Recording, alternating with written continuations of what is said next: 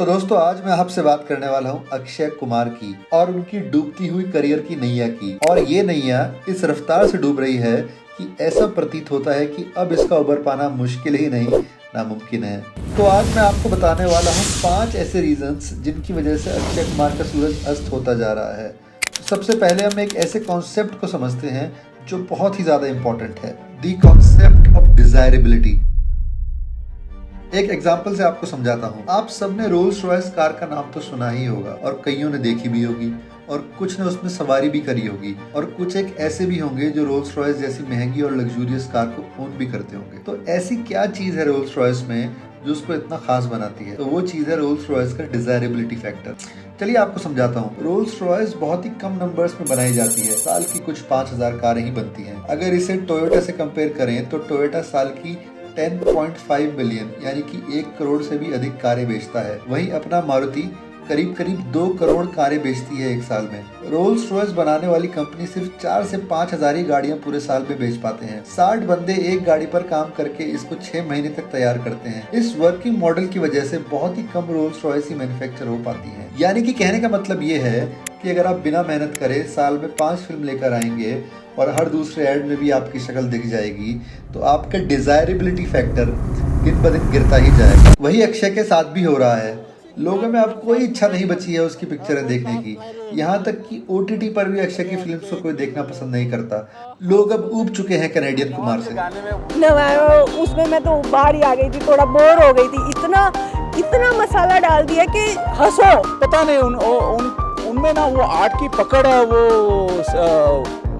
निकलते जा रही है। अगला है एक्सपेक्टेशंस यानी कि अपेक्षाएं। अब वो समय चला गया जब थर्ड ग्रेड बॉलीवुड मूवीज जहाँ पर 2-4 गाने शूट कर लो किसी अच्छी सी लोकेशन पर और स्क्रिप्ट के नाम पर कुछ फुहड़ता परोस दो चल जाया करती थी। अब सिस्टम बदल चुका है। जब से इंडिया में मार्वल और DC की मूवीज आनी शुरू हुई हैं तब से इंडियन ऑडियंस ने इंग्लिश मूवीज पर भी अपने पैसे खर्च करने शुरू कर दिए हैं। ऑडियंस अब चाहती है कि अगर आप 1000-2000 की टिकट खरीद कर मूवी देखने जा रहे हैं तो आपको एक एक्सपीरियंस मिले सिनेमा हॉल में।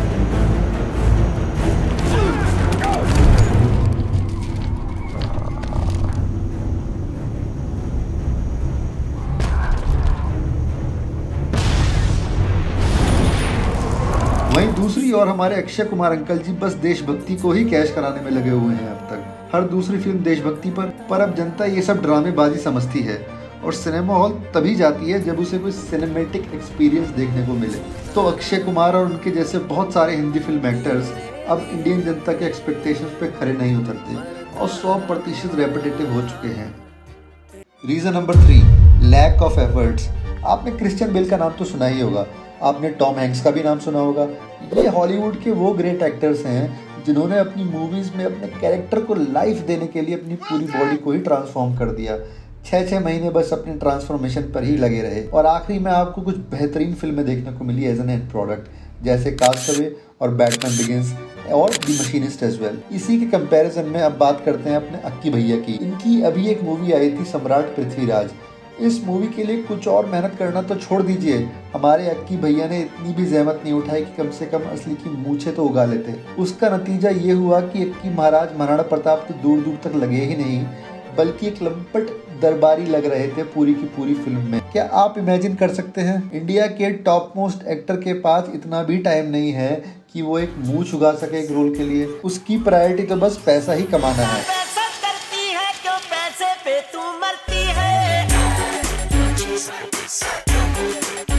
एक और बड़ा रीजन आपको बताता हूँ, बहुत सारी मूवीज नो यानी कि जनवरी में एक मूवी आई है और मार्च में एक और रिलीज कर देना। एक एग्जांपल से समझाता हूँ आपको। लियोनार्डो डी कैप्रियो को दुनिया का सबसे बड़ा एक्टर माना जाता है। वो भी 3-4 साल में एक ही मूवी करता है। अब करने को तो वो भी एक साल में 6 मूवीज कर सकता है और ढेर सारा अनंत पैसा कमा सकता है, पर नहीं, वो ऐसा नहीं करता क्योंकि उसे मालूम है कि अगर वो फिल्म आफ्टर फिल्म करता जाएगा तो एक टाइम पर लोग उससे बोर हो जाएंगे और उसका करियर ग्राफ नीचे ही आ जाएगा। दूसरी तरफ हमारे इंडियन एक्टर्स हैं जो एक बीमारी से ग्रसित हैं। यहाँ एक बीमारी बहुत प्रचलित है कि हमने अपने करियर में 500 मूवीज कर ली, हमने एक साल में 25 पिक्चरें कर डाली, उनमें से अच्छी कितनी है ये किसी को परवाह नहीं होती। यही एग्जैक्ट बीमारी हमारे अक्की भैया को भी है। इनका मेन उद्देश्य बस पैसा कमाना है आर्टिस्टिक एक्सप्रेशन क्या होता है इस चिड़िया का नाम तो उन्होंने सुना तक नहीं है। पता नहीं उनमें ना वो आर्ट की पकड़ वो निकलते जा रही है। धड़ाधड़ पिक्चरें रिलीज करते जाओ और तिजोरी भरते जाओ। सिंपल सी बात है, अगर एक साल में आप 6 पिक्चरें करोगे और 5 महाघटिया तो करियर का अंत होना तो तय ही है। 5वां और सबसे इम्पोर्टेंट रीजन, समय। देखो दोस्तों, अंग्रेजी में एक कहावत है कि a good dancer should know when to leave the stage. मतलब एक अच्छे डांसर को ये पता होना चाहिए कि कब उसे स्टेज से उतर जाना चाहिए, क्योंकि या तो ऑडियंस उसका डांस एंजॉय नहीं कर रही है अब, या फिर उसमें अब ऑडियंस को एंटरटेन करने का टैलेंट ही नहीं बचा है। अब हमारे सब कॉन्टिनेंट की पर्सनैलिटीज़ में ये बहुत बड़ी बीमारी है कि वो लोग उस फेम को छोड़ना ही नहीं चाहते जिसके वो आदी हो चुके हैं, और ये बीमारी हमारे यहाँ हर प्रोफेशन में मिलती है। आप हमारे क्रिकेटर्स को ही देख लो, बूढ़े हो जाते हैं पर बल्ला नहीं छोड़ते। आप हमारे फिल्म स्टार्स को देख लो, 80-80 साल के होने के बाद भी ये लोग अगरबत्तियां और चड्ढियां बेच रहे हैं। अब यही हाल बेचारे अक्षय कुमार का भी है। एक तो ये फिल्में इतनी कर लेते हैं साल भर में, और दूसरा हर समय स्क्रीन पर अवेलेबल रहते हैं, कभी कच्छा बेचते हुए तो कभी सैनिटरी पैड्स। इनको भी ये नहीं मालूम कि थोड़ा ब्रेक ले लेना चाहिए, और वो सही भी रहता है कभी कभी उनके लिए। तो मित्रों, अब मैं इस वीडियो को अंत करता हूँ, और वीडियो अच्छा लगा हो तो लाइक करना और चैनल को सब्सक्राइब करना। मिलते हैं नेक्स्ट वीडियो में।